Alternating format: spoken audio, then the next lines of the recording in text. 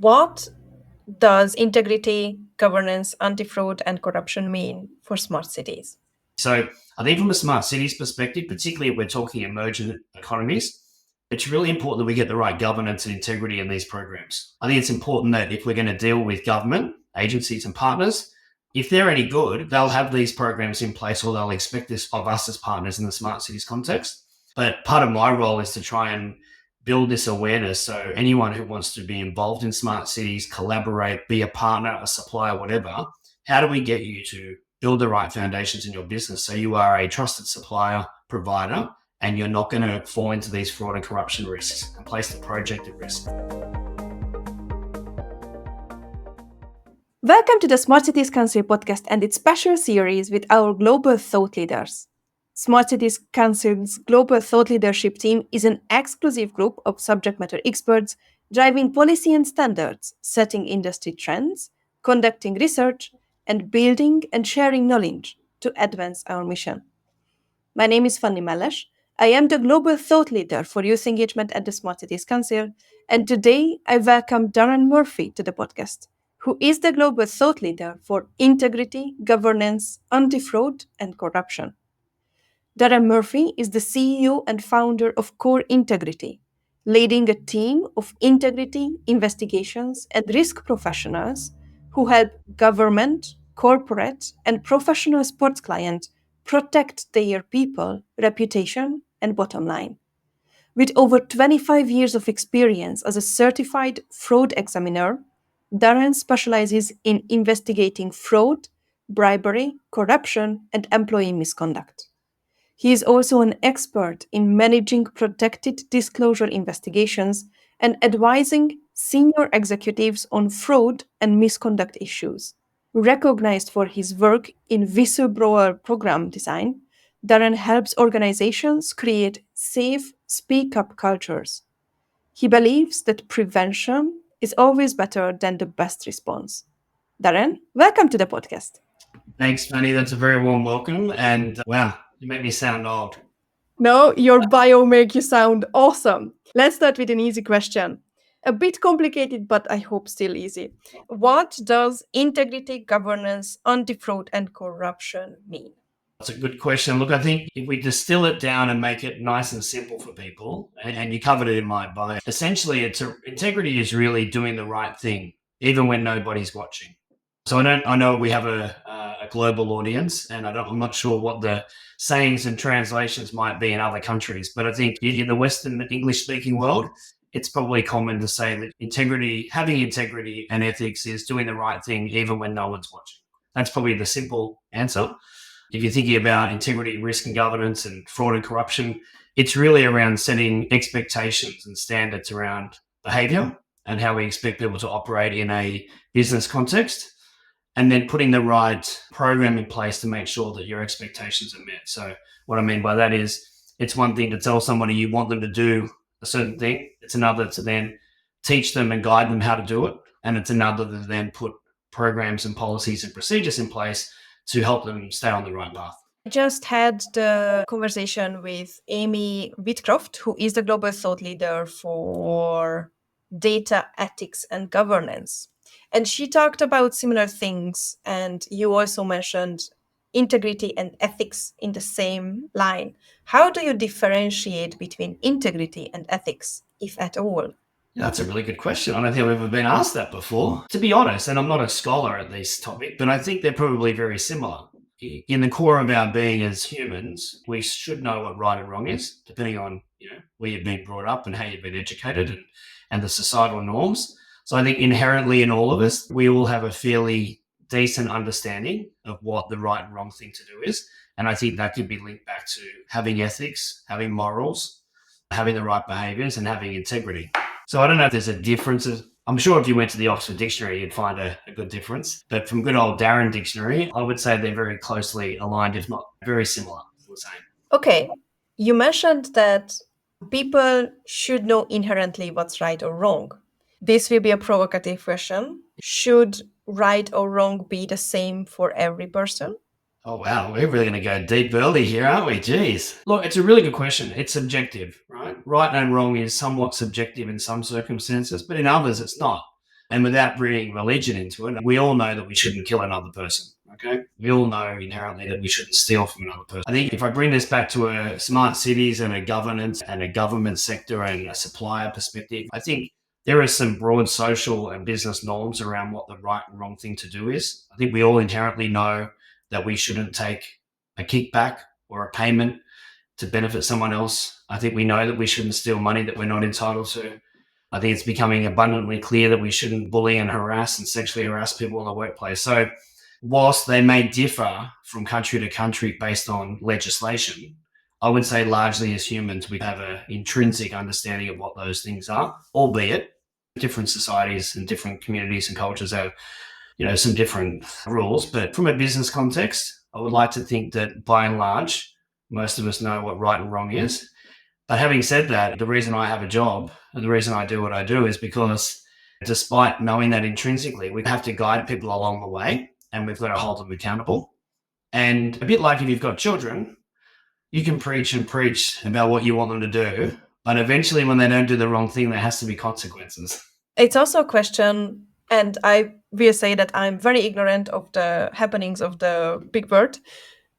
But even for me, who is very ignorant of the happenings of the big world, it seems fairly more frequent that we hear about misconduct in big corporations.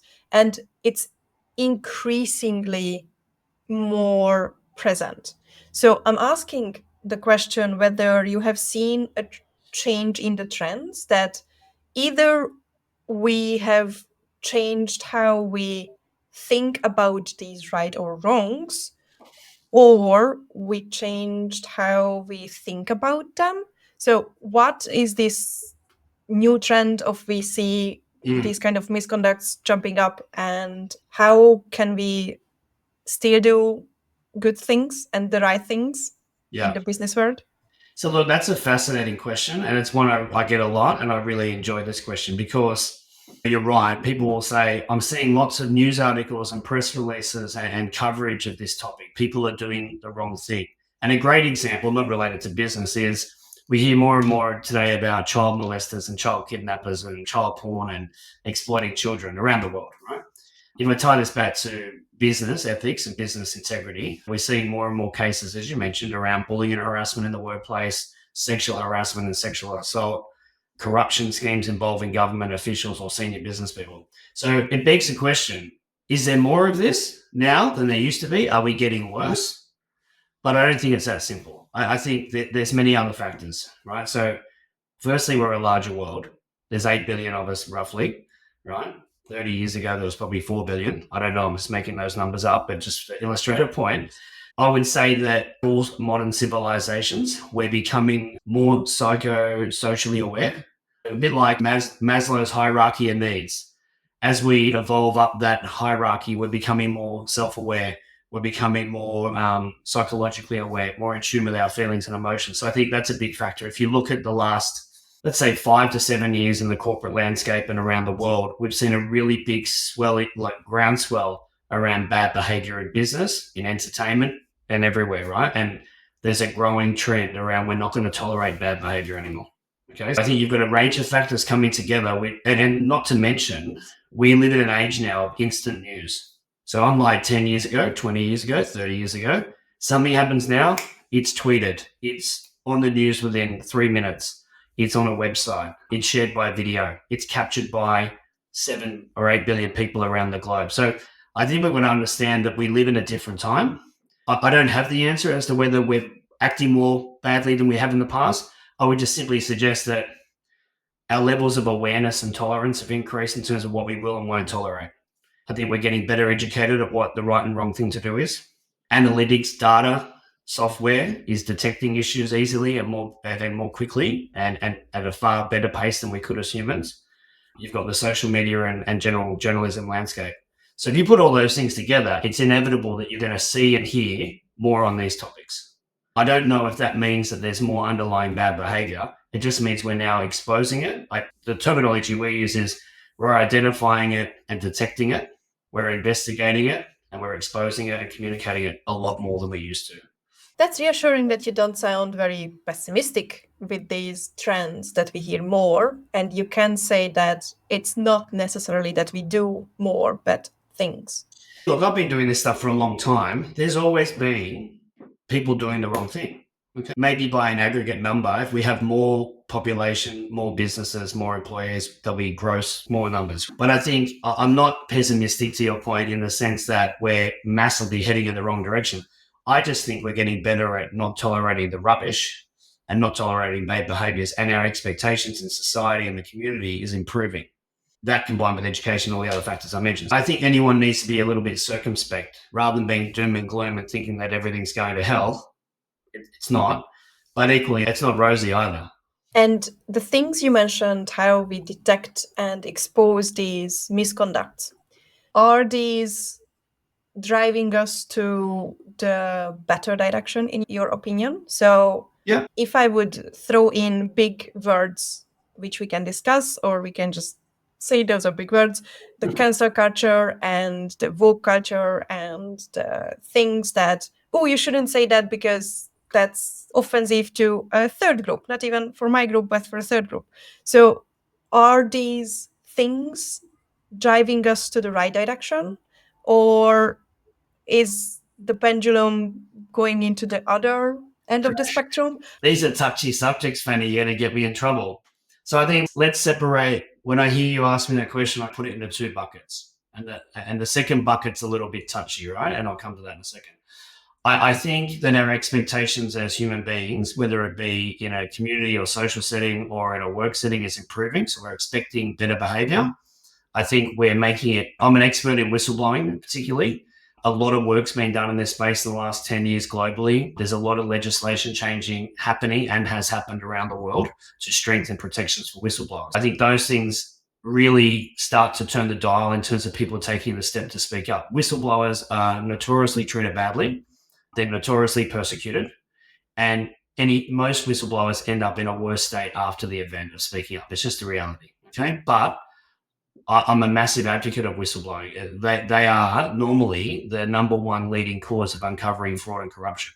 So I would say, to answer the first part of your question, we are getting better at being clearer on expectations. And this is part of the work that we do, setting the policies, setting the standards, holding people accountable. But then you've got to put the mechanisms in place to protect them, to encourage them to speak up. And a big part of my work is when we do those first things right, and most people who run a business or work in government will recognize what I'm about to say. Most organizations have policies and procedures. Tick. Most of them say, hey, we want you to do the right thing. Tick. Where it really starts to be challenging is making it easy for people to speak up or to report an issue. And the really critical part is the organization needs to respond the right way the first time to that. And that's really the critical piece. So if I look at the arc over the last, say, 5 to 10 years, policies and procedures, education and training, all that stuff, it's in a pretty good state in most advanced economies and most advanced businesses. We're on the wave now of getting people to speak up and report issues, and we're seeing a massive rise in complaint reporting, particularly in our world. We manage quite a number of sporting and corporate and government clients in Australia and New Zealand for whistleblowing, and the reporting volumes are massively increased in the last 3 or 4 years, right? So you're seeing that wave come through. The challenge those organizations are having now is what to do with that information. Do they have the right capacity? Do they have the right capability? And most importantly, do the owners, leaders, or managers of those businesses have the right ethics and integrity to stare at that problem and tackle it? And I think that's the issue that we're trying to focus on, which is it's okay that risk happens in a business or a government entity. It's going to happen. Just own it and let's clean it up and let's fix it.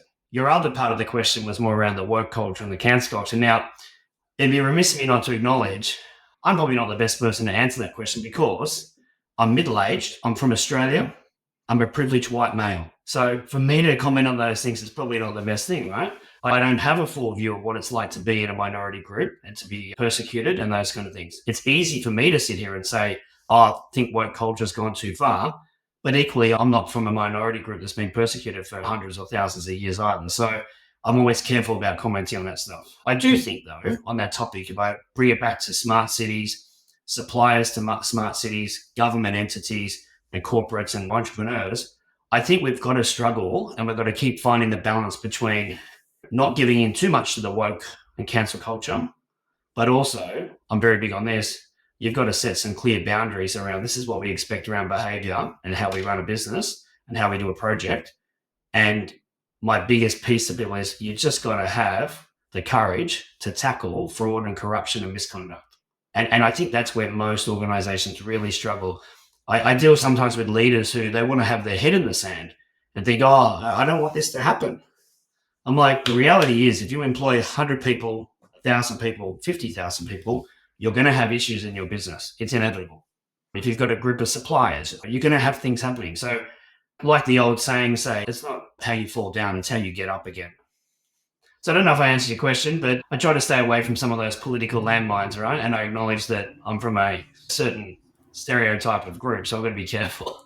And I appreciate that you still tackled to my question. And I asked you because you are an expert in my view. And my question was more about the whistleblowing stuff. So, in my understanding, and again, please correct me if I'm wrong, because I might have just the wrong ideas from Hollywood movies. Yep. Whistleblowing happens in secret. So, I would not disclose my identity when I say that I saw misconduct, I saw bribery, I saw corruption. And I would submit this information to a party which can handle this information. That can be very useful in a oppressing business or an oppressing governance. However, if I am just submitting this information because I'm pissed at the business, that's not really cool. And that's why I'm asking whether we are how can we handle the whistleblowing in a responsible way when we listen to the real information, keeping the whistleblower's identity intact, while at the same time we are not falling prey to someone who is just venting their emotions. And I'm making very big assumptions, and this is just an example. So how can we make sure that whistleblowing is happening in a right way? Yeah. And look, that is a common question we get. So let's deal with whistleblowing first and foremost. So whistleblowing is basically providing information either confidentially, where your information is treated in confidence, or anonymously, where they don't know who you are, to your organization or to a third party like us who manages that for companies for the purposes of uncovering fraud, corruption, or misconduct. Okay. So in different jurisdictions, it's known as disclosable or reportable conduct, and it's prescribed by legislation. Okay. And whether you're in government or corporate, there's different, and all over the world, in the EU, in North America, Canada, Australia, New Zealand, there's all different pieces of legislation that govern basically corporate wrongdoing and government wrongdoing, right? That's one part of it. And there's certain prescribed legislative responses and protections for those whistleblowers the companies and employers have to follow. The issue that you raised, which is a very valid one, and it does touch on whistleblowing, is with the rise of reporting of complaints generally in the last 3 to 5 years, it's natural we're seeing more vexatious complaints. Now, that's it's a complex English word, but it basically means, to your point, either trivial reporting or it means people that are making it in bad faith. Okay, so for example, I want to get back at Fanny.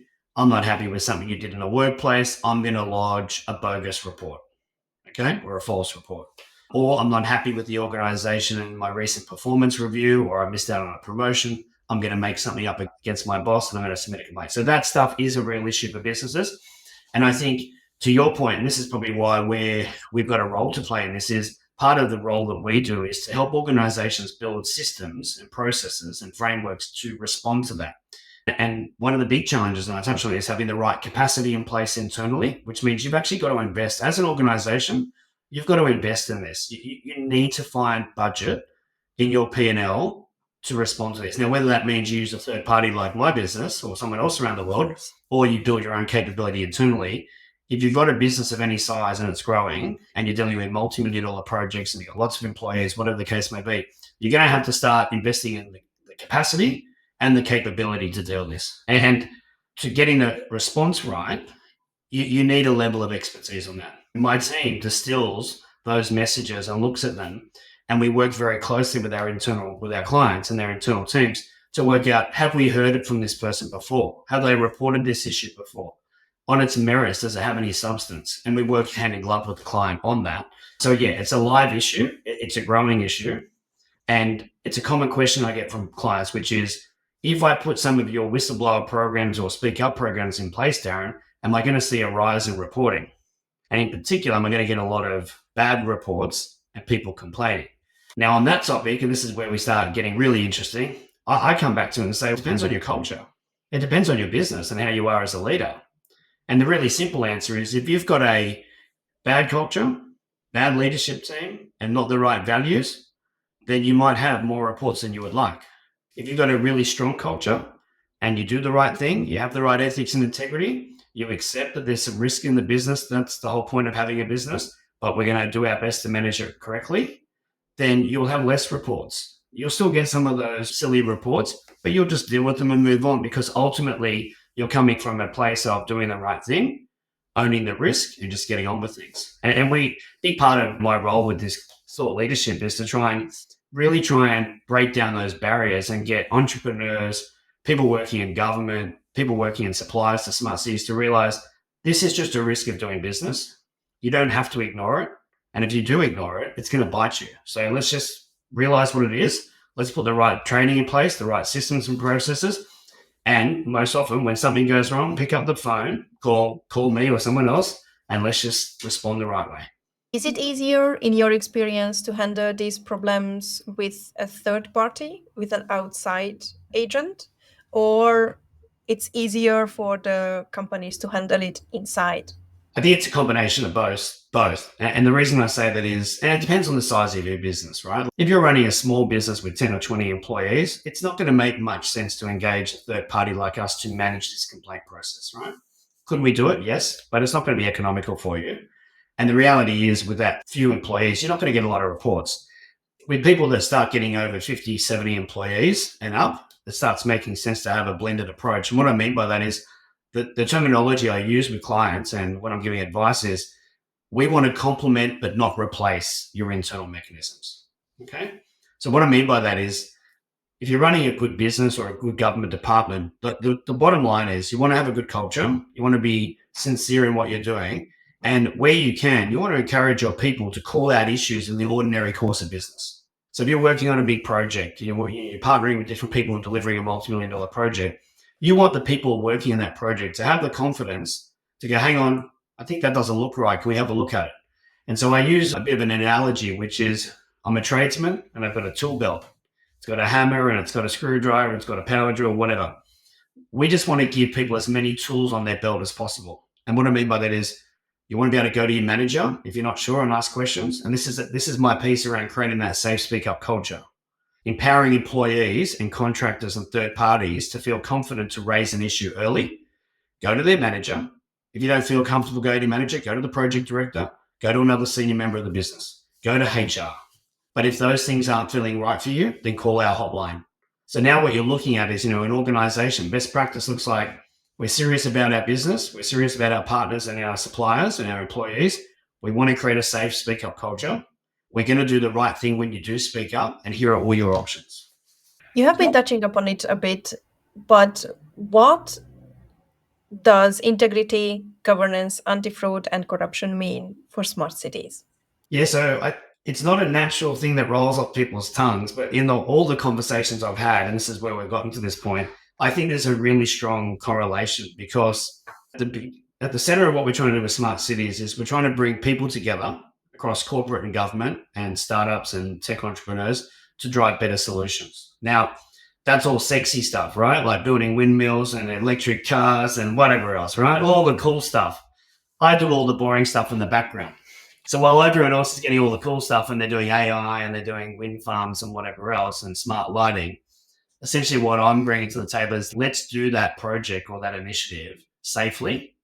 And particularly, and this is with emerging economies, corruption's a big risk for a lot of emerging economies, okay? And it's a scourge, right? It's stealing millions, if not billions of dollars out of funded programs. It's taking money from going to the end recipient in the community, and government officials, third parties, contractors are lining their pockets. I've got some team of mine that are in the Philippines, and I've been over there a few times, and it's just sad to see that corruption might prevail and then the impact it has on the front line for the community. So I think from a smart cities perspective, particularly if we're talking emerging economies, it's really important that we get the right governance and integrity in these programs. I think it's important that if we're going to deal with government, agencies and partners, if they're any good, they'll have these programs in place, or they'll expect this of us as partners in the smart cities context. But part of my role is to try and build this awareness. So anyone who wants to be involved in smart cities, collaborate, be a partner, a supplier, whatever, how do we get you to build the right foundations in your business so you are a trusted supplier, provider, and you're not going to fall into these fraud and corruption risks and place the project at risk? Okay. And to be honest, coming from a culture which is, in my opinion, currently very full with corruption, I very much appreciate your work. So please keep it up. Now, and you also have been mentioning a few challenges, but what are the biggest challenges in this field? It's not a sexy topic, right? And I think that's the problem. People put it in two categories. When people read or hear about a massive corruption scheme where $10 million has been stolen out of a project or whatever, everyone's outraged, right? They're all outraged. Can't believe this happened, right? Or they're, oh, here we go again. But what I laugh at is I'm like, no one wants to spend the time or the money to invest proactively up front to put the right mechanisms in place to prevent or minimize that from happening. So I sit here as a 25-year veteran. I wish I was 25. And I'm like, what did you expect? It's a bit like not going to the gym or eating poorly for 20 years and becoming overweight and then going, oh, wow, I'm really overweight. What did you expect? Like, you're not doing anything to stop it. So I might sound cynical, but I think the real challenge is, for us, it's getting people to invest the time and money to be proactive up front, because no one wants to find that money up front. They don't want to find the $5,000 or $50,000 that it takes to put a fraud and corruption plan in place and a whistleblower program and educate the staff and really build solid foundations in that government department or that corporate, right? They don't want to do that. And I always laugh because I'm like, when things go wrong and $5 million has walked out the door, so there's that $5 million loss. Now you've got to find $500,000 to investigate it and respond and litigate it. And part of my biggest frustration and challenge, and this is, you said it in the intro, is prevention is always better than your best response. And I can tell you, if you call me and my team and ask me for advice, we will be able to crisis manage and stand up a response and investigate stuff really well. But why do that if I can just help you stop it from happening in the first place? So that's a really big challenge for us. And I think part of my work with Smart Cities Council in this role is to try and turn the dial and get people to start thinking in small bite-sized chunks. What are the things that we can do now to just little by little build out some capability and some frameworks and some procedures to try and strengthen the work we're doing with emerging economies, with government departments, whoever it may be. And I think sometimes it's not a sexy topic, but if we just take a little bite out of the elephant, one bite at a time, eventually you'll eat the whole elephant. And I appreciate that you are not saying that you have to do everything perfect from the get-go. You can do it step by step. Just little by little. Once again, I'll use the gym analogy. You can't go into the gym and bench press 100 kilos on day one, right? You might be able to if you're strong, but most of us can't. So you've got to build up to that. How does that happen? First, you've got to get out of bed and get to the gym on day one. And maybe by week 3, you're pushing 10 kilos. And so it's about taking that step and then recognizing I'm on a journey. I don't have to be perfect today, but let's start that journey. And that's our biggest challenge, which is getting people to realize that you've got to invest in that journey today and start building our capability with your team, building the right processes and protecting your business or your project from these things happening, because eventually they will happen. Does the journey ever end? No, it never ends until you sell the business or the project ends. If you're running a business of any size, it never ends, because you've always got people in your business, either customers, suppliers, or employees. They always present risk.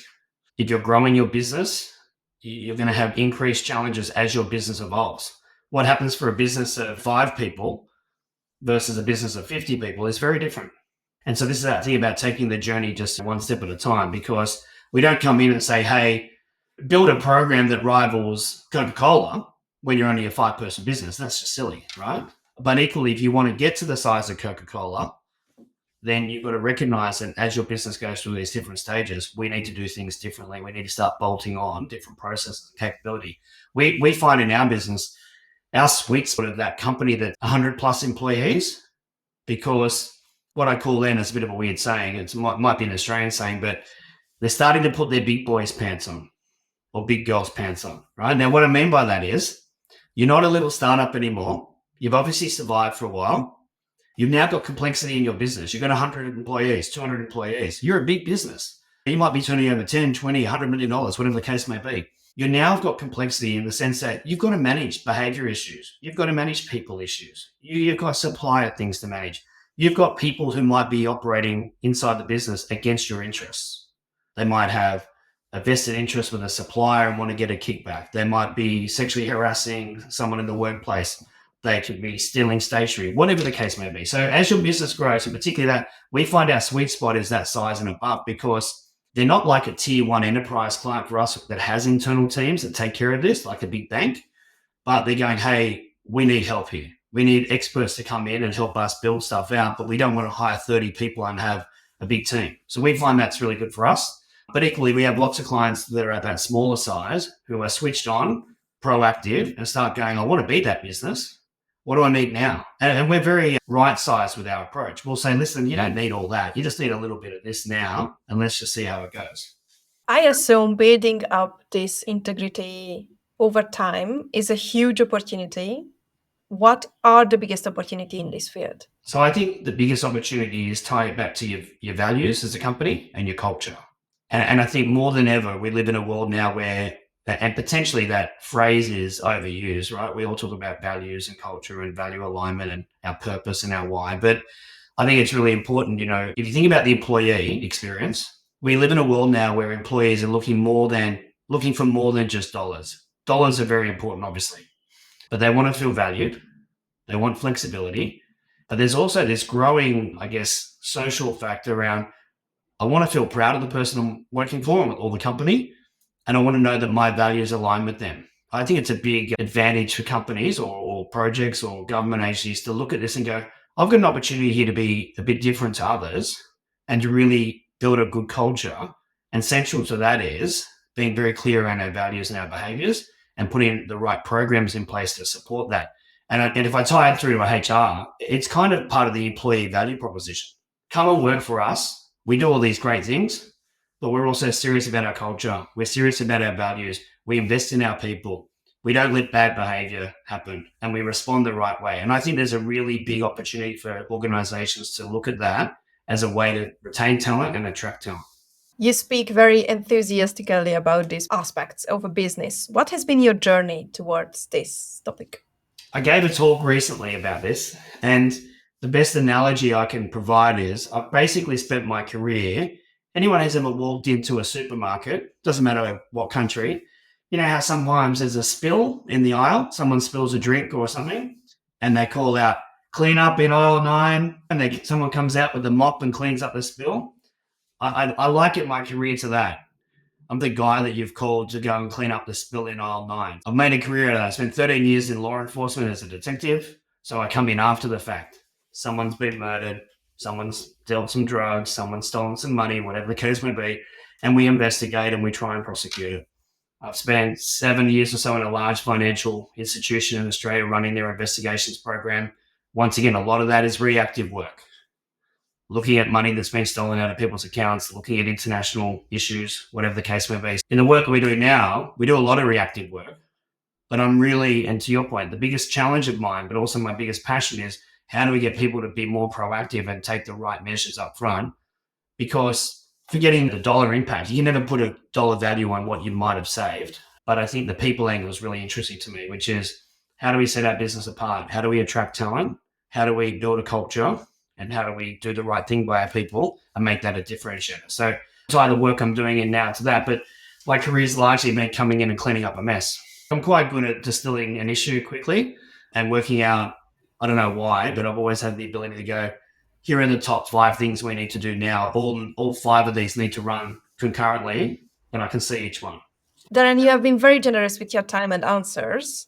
What would you recommend for someone who wants to learn more about your field, integrity, governance, anti-fraud, and corruption?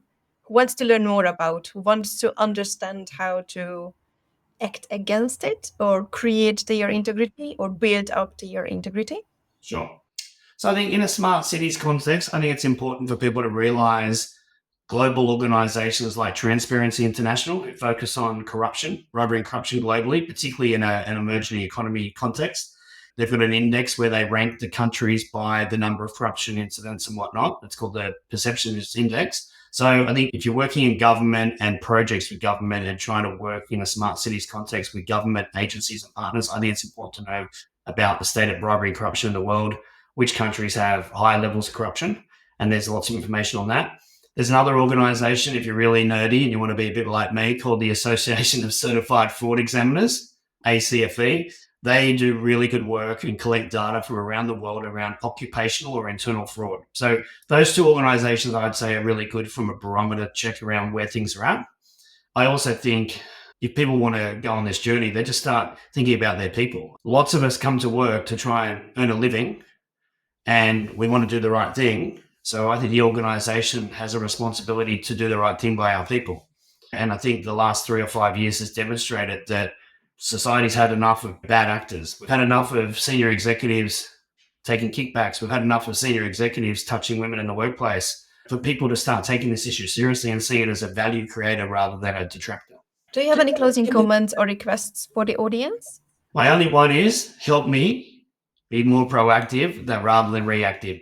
I'd rather our Smart Cities members call me and say, hey, Darren, can we start looking at how we can make this project or this initiative safer and free from corruption or fraud or integrity issues, rather than calling me and saying, hey, this thing went off the rails, we just lost $5 million, or we just got banned from this country, or we're being blacklisted. So I think it's reach out and ask the question. I'll always be generous with my time. I don't charge like a lawyer, so you can call me or email me. I don't charge in 6-minute increments. But I would always say, if you're not sure, just speak up and ask. Thank you so much. No worries.